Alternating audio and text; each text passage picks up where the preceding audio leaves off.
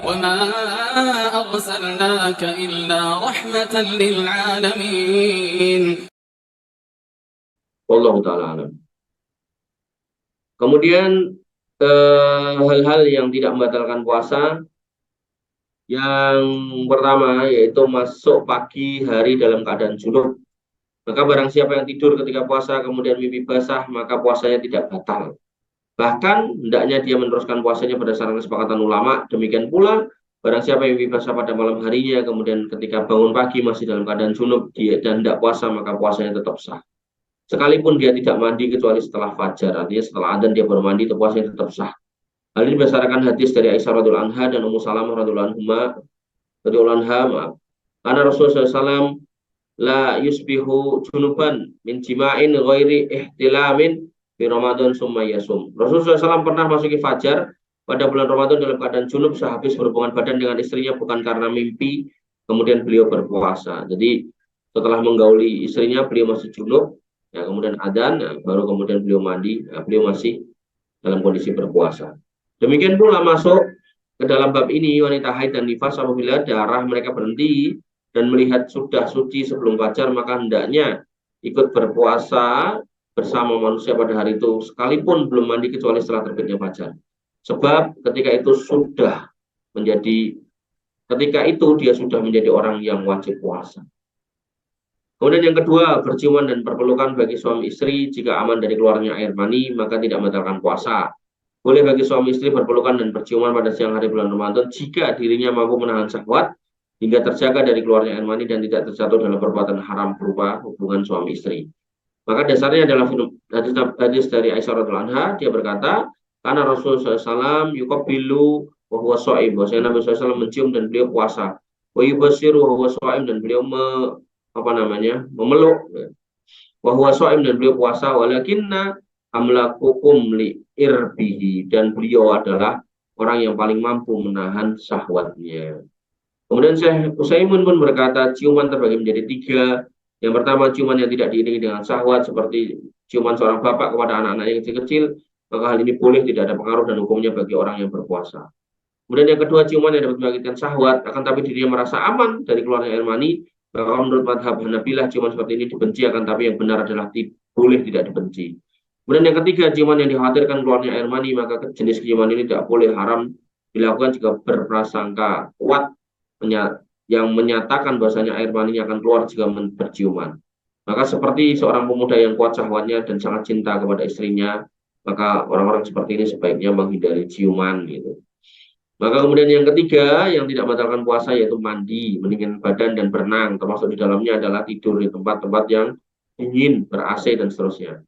Maka dari Abu Bakar ibni Abdurrahman dari beberapa sahabat Nabi SAW, beliau berkata, laqad ra'aitu Rasulullah SAW, aku telah melihat Nabi SAW bila arji, di arj, yasubbu ala ra'sihil ma, di mana beliau kemudian mengguyurkan air ke atas kepalanya, wa huwa shaim, dan beliau dalam kondisi puasa, minal atosi au minal hari, karena ingin menyingkirkan rasa haus atau rasa panas. Imam Al-Bukhari dalam sahihnya berkata bab mandinya orang yang sedang berpuasa. Kemudian beliau menyebutkan bahwa Ibnu Umar radhiyallahu anhu pernah membasahi sebuah baju kemudian memakainya dan beliau sedang puasa. Jadi kalau di haram itu kalau pas posisi panas banget itu, anduk itu kadang dibawa anduk kecil basah itu taruh di atas kepala. Buat jalan sejam atau kurang itu udah kering lagi itu. Panas banget itu. Kemudian yang keempat, ya, berkumur-kumur dan masukkan air ke hidung tanpa berlebihan itu tidak mengapa. Dari Lakid ibni Sobiroh radhiyallahu anhu bahasanya Rasulullah bersabda, wabalik fil istinsak illa antakuna soiman. Maka bersungguh-sungguhlah kalian ketika memasukkan air ke dalam hidung kecuali jika kalian sedang puasa. Artinya jangan kenceng-kenceng. Bolehnya berkumur bagi orang yang sedang puasa sama saja, baik ketika berwudu, mandi, dan selainnya. Puasanya tidak batal walaupun sisa-sisa basahnya air masih ada di dalam mulutnya. Artinya kita setelah kumur itu masih harus berusaha dengan keras membuangnya gitu. Walaupun akhirnya sudah berusaha masih ada, ya itu nggak apa-apa. Demikian pula jika berkumur tertelan bersama air liur, maka tidak membatalkan puasa karena hal itu sulit untuk dihindari. Nah, kemudian yang kelima nih untuk ibu-ibu, mbak-mbak gitu kan, yaitu mencicipi makanan untuk kebutuhan selama tidak masuk ke kerongkongan. Jadi nyicip tapi jangan ditelan. Dulu orang itu nggak paham tuh nyicip tapi ditelan gitu.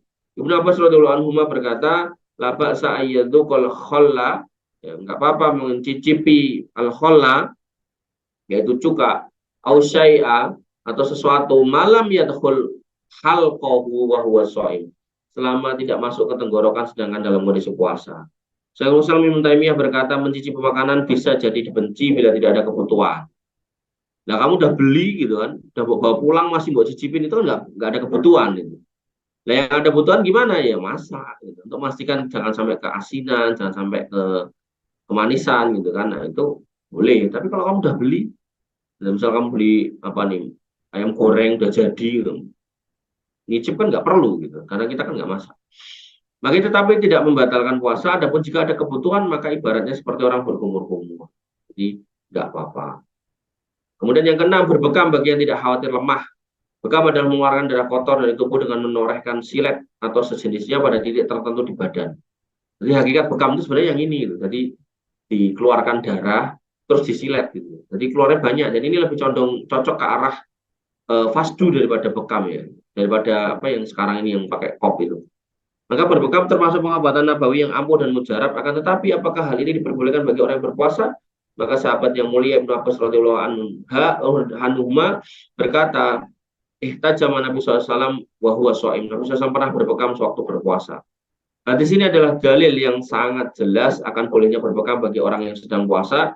Ini adalah pendapat mayoritas ulama, di antara imam yang tiga yaitu Abu Hanifah, Maliki, kemudian Asy-Syafi'i, dan pendapat ini adalah pilihan Imam Al-Bukhari serta dikuatkan oleh Imam Ibnu Hazm. Termasuk di dalam hal ini juga masalah donor darah. Para ulama kontemporer menyamakan statusnya dengan hukum berbekam. Dengan demikian donor darah hukumnya tidak membatalkan puasa sebagaimana berbekam. Begitu pula dengan tes darah. Jadi kamu diambil darah buat ngetes darahnya A atau B atau C gitu kan. Nah, itu nggak apa-apa. Yang nggak boleh transfusi darah, darahmu dimasukin, nah, itu nggak boleh. Cuci darah itu juga nggak boleh. Nah, yang ketujuh, bersiwak, gosok gigi, pakai celak dan tetes mata. Menurut pendapat terkuat, artinya ada khilaf ya. Maka pendapat terkuatnya yang paling rojih bahwasanya pakai celak mata bagi orang yang sedang puasa dibolehkan, karena celak mata tidak mempengaruhi orang yang berpuasa, sama saja dia mendapati rasanya di tenggorokan atau tidak. Celak mata sama tenggorokan, kayaknya nggak mungkin deh. Ini adalah pendapat Hanafiyah dan Syafi'iyah, serta dikuatkan oleh Syekhul Islam Ibnu Taimiyah dan muridnya Ibnu Qayyim al-Jauziyah. Imam Al-Bukhari berkata di dalam sahihnya, Anas, Hasan, dan Ibrahim berpendapat bahwa celak bagi orang yang puasa enggak apa-apa.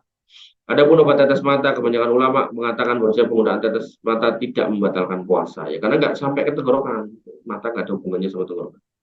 Kemudian yang kedelapan, menelan ludah itu tidak membatalkan puasa. Karena perkara ini termasuk sesuatu yang sulit dihindari, maka beliau Syekh Abdul Aziz bin Bas berkata tidak apa-apa menelan ludah ketika puasa. Saya tidak mendapati perselisihan ulama tentang bolehnya, sebab hal itu sulit untuk dihindari. Jadi menelan ludah itu nggak apa-apa ya. Yang penting ludahnya jangan sampai keluar dulu dari mulut kita.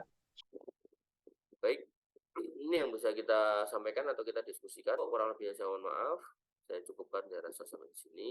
Alafu minkum subhanakallahumma bihamdika asyhadu an la ilaha illa anta astaghfiruka wa atubu ilaik. Assalamualaikum warahmatullahi wabarakatuh.